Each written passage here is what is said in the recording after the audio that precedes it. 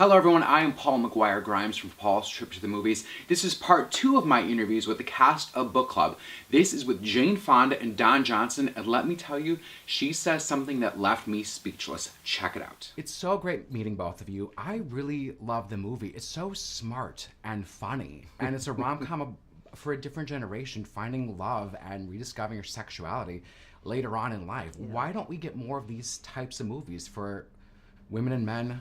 I think that's the point. Oh. But this movie has opened everyone's eyes, right? And I think, you know, given with any luck, and I think that we've got a lot of luck and a lot of love going for us on this movie. Yeah. And I think I really believe that it's going to raise some awareness and consciousness about you know, life isn't over at 50 or 55 or 60 or 62 or whenever the retirement age is supposed to be. You don't just like roll up shop right. and go away.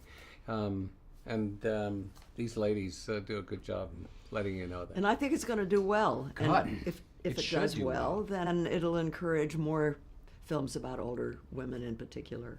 What advice do you have for older women or older men to kind of get back in the dating scene and find love again?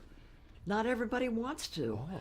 I think it's important for people to not feel that they have to when they're older. If they, you know, close up shop down there. It's like move on to other things, and that is just fine.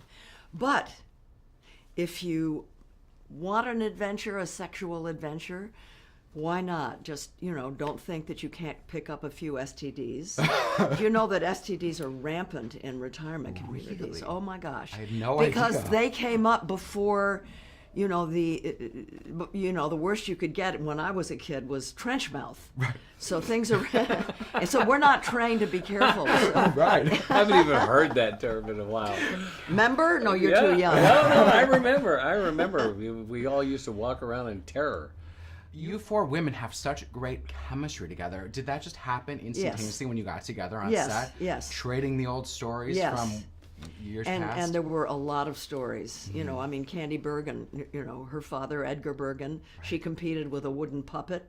My father was Henry. We had a lot of funny stories. And I think one of the reasons that the four of us wanted to do the movie was we wanted to get to know each other. We'd never worked together before. Which is crazy to me to think. Yeah. Given the Emmys and the Oscars that you all have together. Yeah.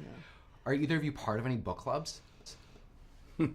I've spoken. I've had book clubs where my books that I've written have been the book, and so I've come and spoken at book clubs, but I've never been part of one, no.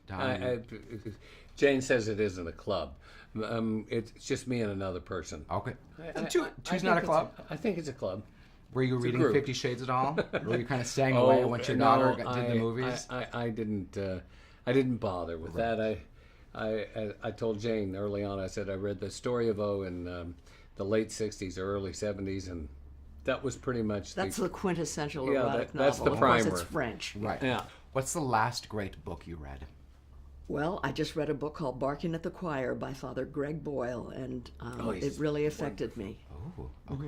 Yeah, he's a wonderful writer. I'll have to pick it up. Well, thank you so much, you guys. Thank you. It was such an honor talking to both of you today. Thank you so much for watching the interviews with the cast of Book Club. Don't forget to follow me on Twitter and Instagram at Paul's Movie Trip.